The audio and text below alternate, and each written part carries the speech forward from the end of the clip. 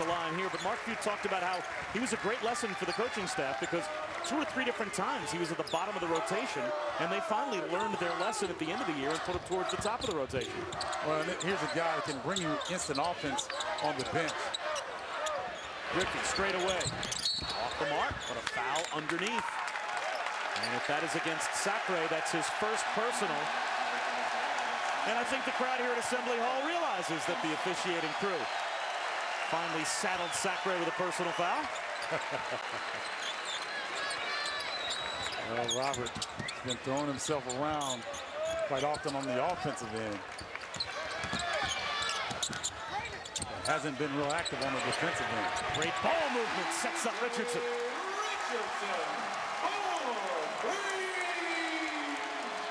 That's when you'll see Illinois at its best, Bob, when they can share the basketball and a majority of their buckets come off of assists.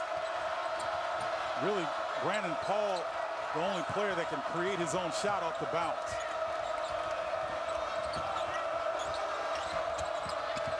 Sacre double team, doesn't see it coming. Griffey takes the ball away.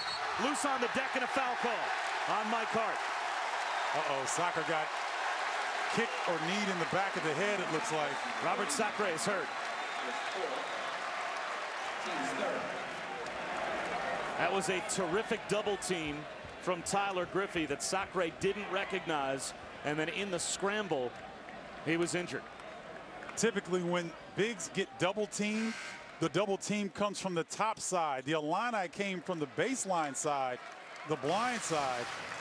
Right there, Tyler Griffey comes in, gets his hand on the basketball. Oh. It was his own man. Yeah, but see, Mike Hart comes in and hits him in the face right there, and obviously that might have hurt Sacre, almost a whiplash effect to his neck as much as it was anything else. And by the way, Hart picked up his 4th foul. Boy, tough exchange for Gonzaga. And I'm sure Robert Sacre's father, Greg LaFleur, has had that action before. NFL tight end. So let's see if the bloodlines can kick in and get Sacre back in the game. Great tip attempt by Brandon Paul. Wouldn't go off the miss from Egwu. And then Carter throws it into traffic, taken away by Griffey. Tyler Griffey hadn't scored the basketball a lot, Bob, but he has been the most solid defensively for the Illini here this afternoon. He's done a great job in the first half against Harris. Griffey in the lane. A 7-0 Illinois run. And Mark Few calls a timeout. A pair of unbeatens going at it in Champaign. Jimmy V Week for Cancer Research continuing, and so many different ways that you can get involved. Go to jimmyv.org or call 1-800-4-JIMMY-V for ways to donate. And right now, Mark Few would take a little bit of charity if it came in the way of points, as his team is struggling. They have not scored but a point in the last 4+ minutes. A 7-0 Illinois run, and the Illini are on top by 7. Elias Harris underneath with the reverse plus the foul. Hang time from Elias Harris. Harris will try for the old-fashioned 3-point play when we come back to Assembly Hall. How pretty is this? All right, Bram, thanks very much. Bob Wischusen, Stephen Bardo. We just saw Purdue a couple of days ago. A very impressive performance at home, and probably the surprising element of that game is how sloppy it appears that Xavier has been. But if Purdue were to beat Xavier on the road, I'm not sure how much of an upset that would be. No, that's a very talented Purdue ball club. Only lost to Alabama in the Puerto Rico tournament. And as you see Myers Leonard coming back in the game, Purdue, a lot of people think, well, Juwan Johnson left. Etuan Moore gone. This is still a very talented ball club. Tyrone Johnson, Anthony Johnson coming off the bench, providing spark. Robbie Hummel looking as strong as ever. Purdue had 6 games in 12 days, so his knee would be tested. He came out of it with flying colors. And typical early in the season. Backdoor lob to Brandon Paul. Great fade from Sam Maniscalco. Harris trying to answer. Can't get it to go. Myers-Leonard the rebound. Elias Harris is going to be much more aggressive with Robert Sacre on the bench right now.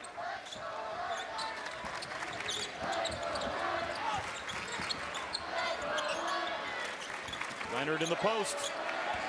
One-on-one. Comes across the lane with the left hand. And a chance for a three-point play.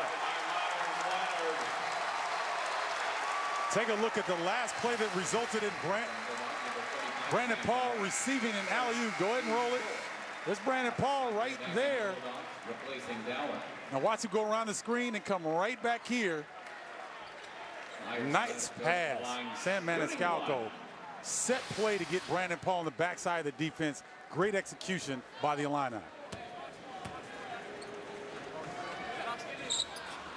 And Leonard completes the three-point play. And just like that, Myers-Leonard comes out. So at the defensive end, almost Bruce Weber, even with 15 minutes to go, and Leonard with 3 fouls, trying to substitute offense to defense. He has Leonard go to the bench and brings Ibi Jimde back up. And Jimde comes in because Sacre comes back in the game. The Illini with a 9-point lead, trying to stem the tide. Harris will go to the line, fouled inside by Griffey. That'll be Griffey's third. Excellent high-low action by Gonzaga that time. Isolating Elias Harris in the post area. And Tyler Griffey trying to front to deny the pass, but the pass over the top.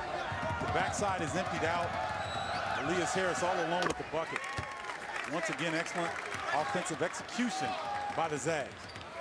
Elias Harris had a somewhat underwhelming sophomore season. Last year had a separated shoulder, a strained Achilles. And Mark Few said that his quick twitch ability just wasn't there for him last year the way it was as a freshman. Also missed Matt Bolden badly. Richardson floats one for Jimde. And Illinois lucky to avoid the turnover. And DJ Richardson getting caught in the moment. Paul. Jimde not an offensive scorer. Long fadeaway is good for Brandon Paul.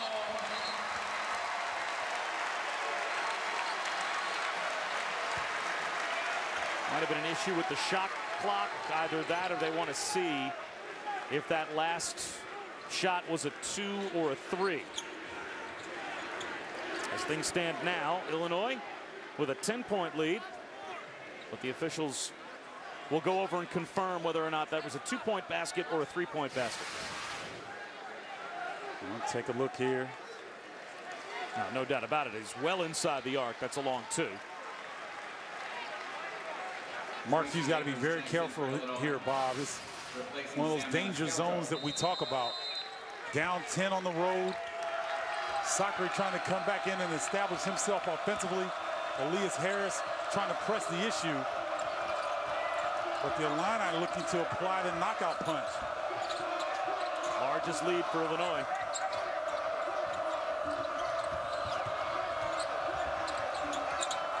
Harris for 3.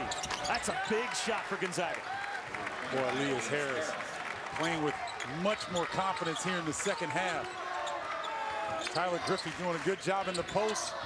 So what's Elias do? Move out a little bit, knock down a 3. Officials confer, and they will say that Stockton did not deflect that basketball, that it is going to go over to Gonzaga. A lesson for young viewers. If you can save the basketball, even though you don't think you knocked it out, you always save the basketball. That is some good hands. Fooled the officials, and Gonzaga gets away with one. As Pango's got his hand in and was able to knock it out, but Harris cannot convert. Here comes Brandon Paul. Ibi Jimde providing a deterrent at the rim. Another turnover for Illinois, though. Griffey to the deck, takes it right back and calls timeout. Timeout, Illinois. Heads up play by Tyler Griffey. And Tuesday night, the Jimmy V Women's Classic features last year's defending national champion taking on a perennial powerhouse. Tyra White leads number 4 Texas A&M against Bria Hartley and number 2 UConn. the Jimmy V Women's Classic presented by Corona Extra on ESPN2 Tuesday night at 7 Eastern. We've got a pair of undefeateds, and it's amazing that we're not even to conference play yet. It's barely even creeping into December, and a lot of the undefeated teams, even in the top 25, have at least seen some of their records take a hit early on. North Carolina losing to UNLV. That was a big upset from last week. And so to even be undefeated in early December in college basketball this year is saying something. Yeah, and it was definitely a November to remember in college basketball. Tremendous matchups so early in the season, more than I can remember in recent memory. And the NCAA tournament is so critical for college basketball, and teams understand now you have to play a Gonzaga-like schedule almost every year if you're in the mix for an at-large bid. Paul got Sacre caught on a mismatch, took him to the basket, and was not able to hit the floater. Despite the miss, I like that decision by Brandon Paul. Going off the bounce, getting in the paint area. And Gonzaga's got to get Robert Sacre going, Bob. Last field goal was at the 7:05 mark in the first half. In traffic, Bell found the loose ball, and then 3 seconds call. And that was a possession for Gonzaga that looked bad from the start, and it ended up in another turnover. The thing about freshmen, we saw Tracy Abrams almost have a turnover last possession for Illinois. This time, Gary Bell. What happens when you're a freshman, you think that something's open, it looks open, and then you go, and the speed of college basketball surprises most freshmen. Leonard against Sacre, has to give it up. Under 10 on the shot clock. Leonard reposts to the corner for Griffey. Off the mark. Good box out inside by Gonzaga. Allows Pangos to come up with the loose ball. Sets up Bell. He hits a three. 4-point game with under 12 minutes to go. See, Gary Bell's on the floor right now at a critical time. This shows you how much Few thinks of this young man right here and what he's able to do. Blocking foul called on Sacre. That's his second. Stockton gambled over the top, and Paul took advantage. Free throws for Illinois when we come back to Champaign. All right, Brand, thanks very much. Bob Wischusen, Stephen Bardo here at Champaign. 52-48, Illinois has the lead, and Robert Sacre, Stephen, has been quiet in the second half. Yeah, he has. Illinois has done a really good job of forcing him out of his comfort zone. He get his mid-block area where he can turn his left shoulder into the defense and come with the jump hook. Illinois has done a very good job of keeping him off that spot. We're used to seeing Sacre score. We're also used to seeing him grab rebounds. Averaging about 17 points and 8 rebounds a game coming into today. Well, he still has no rebounds. Now, part of that has to do with the fact that Illinois lit it up from the field in the first half. Right. So there weren't a lot of defensive rebounds to grab. But how much does it surprise you that he doesn't even have one at this point? Well, I think in the first half offensively, he was going so well that he was either scoring or getting to the free throw line. And then weak side, on the defensive end, he's moving to try to help his teammates, which takes him out of rebounding position. But still, at that size, you've got to be a factor on the glass, especially on the road. Mark Few told us he thought that was going to be a big key in this game. His whole team needed to be a factor on the glass. Randall head back in the game, replacing Paul after he made the free throws to make it a 6-point lead.